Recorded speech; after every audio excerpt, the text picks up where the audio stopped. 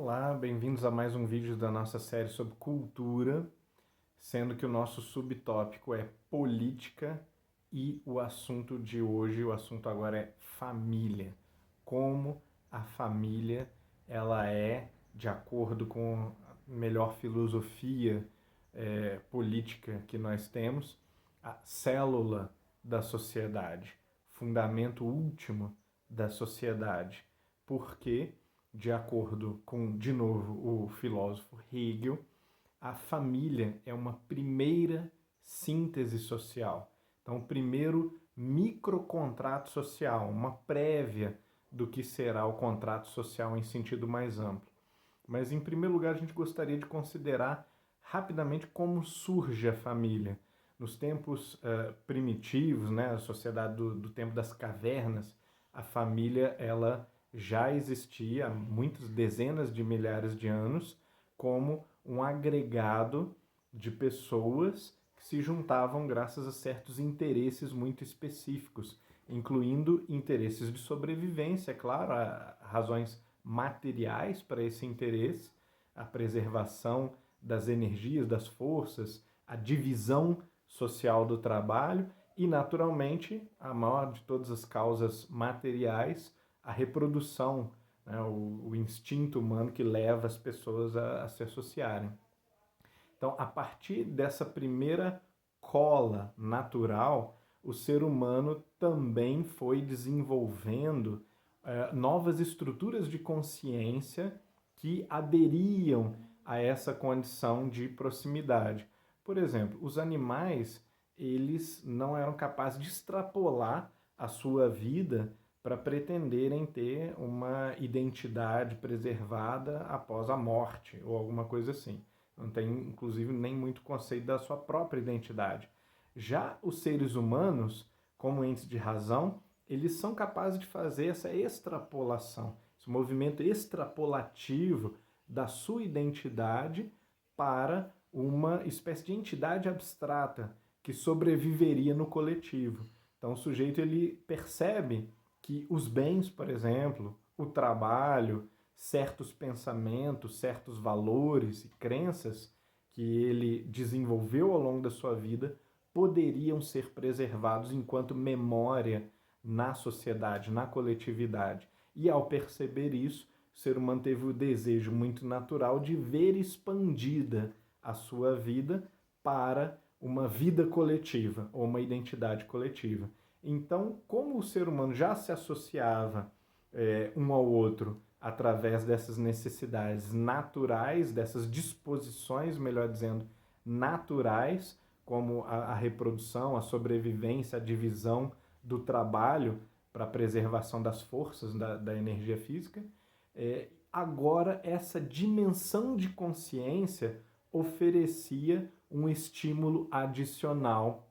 a essas associações. E nós vamos observar que na antiguidade os primeiros códigos de direito já falam sobre a família, já registram a existência e também regulamentam a vida em família, inclusive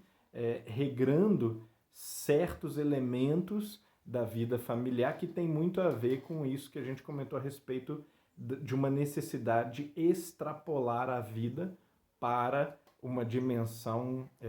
suprafísica, uma dimensão de imortalidade, de permanência na memória coletiva. Como, por exemplo, a herança, a transmissão dos bens, a transmissão do legado, a hereditariedade de certos cargos, de certas posições e títulos,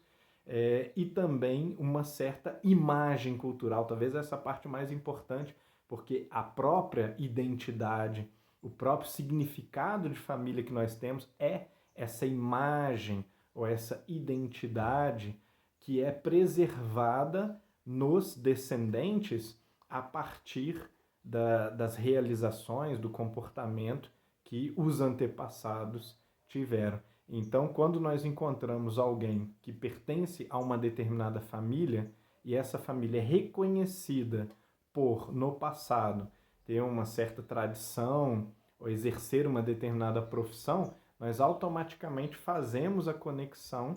entre esse histórico ou essa identidade coletiva da família e aquela pessoa. E tentamos ler a pessoa segundo essa perspectiva, o que muitas vezes funciona razoavelmente bem, provando que existe algum tecido ali ideal, né? Algum tecido suprafísico que garante a permanência dessa identidade. Por que a gente diz suprafísico? Porque em alguns aspectos nós podemos ignorar completamente as relações biológicas, pelo menos, não as relações de proximidade, mas as relações de proximidade já são sociais, já são culturais. As relações biológicas, elas podem ser ignoradas tanto pelo próprio casamento, que é o fundamento, a base, o início da ideia de família, quanto pela adoção. Então, na Roma Antiga, em outras sociedades ainda mais ancestrais, nós tínhamos também o conceito de adoção, mas na Roma Antiga a ideia da adoção ela já está muito desenvolvida, o conceito de família romana também nós sabemos que é importante e que tem muita ligação com o próprio surgimento e estabelecimento do direito, e a ideia de adoção ela já está muito transparente como a ideia de uma identidade abstrata, por assim dizer. Eu não gosto muito da palavra abstrata porque vai confundir com um dos principais autores que estão ajudando a gente a pensar as questões culturais, que é o Hegel, e que usa essa palavra de uma forma pejorativa, prefere a palavra concreto para aquilo que se refere ao conceito, à ideia, né, aquilo que a gente poderia dizer que é do âmbito intelectual ou espiritual. Mas muito bem, essa noção de uma identidade, de uma coletividade, de um acordo, contrato ou síntese cultural, né, enquanto cultural, ela vai se mostrar clara na figura do filho adotivo como herdeiro legítimo, como representante oficial reconhecido daquele que o adotou em todos os níveis. Então, esse reconhecimento pleno, né, do direito romano sobre o filho adotivo mostra o entendimento de que a família não é mais, pelo menos a partir dali, né, mas a gente poderia dizer que talvez em verdade não é um organismo biológico, não se trata de um aglomerado físico de pessoas ligados fisicamente pelo fenômeno da reprodução biológica, né? E sim por uma espécie de decisão livre, ou propriamente dizendo, através de uma cola que é espiritual e não mais só biológica, ou não mais primariamente biológica. Então, nas suas lições, por exemplo, de filosofia do direito, mas também na juventude, nos seus escritos sobre a filosofia cristã e sobre um filosofar sobre a religião cristã, Hegel definiu a família como uma síntese que é parecido com a ideia de reconciliação no cristianismo. E essa síntese, ela formaria, de fato, uma identidade nova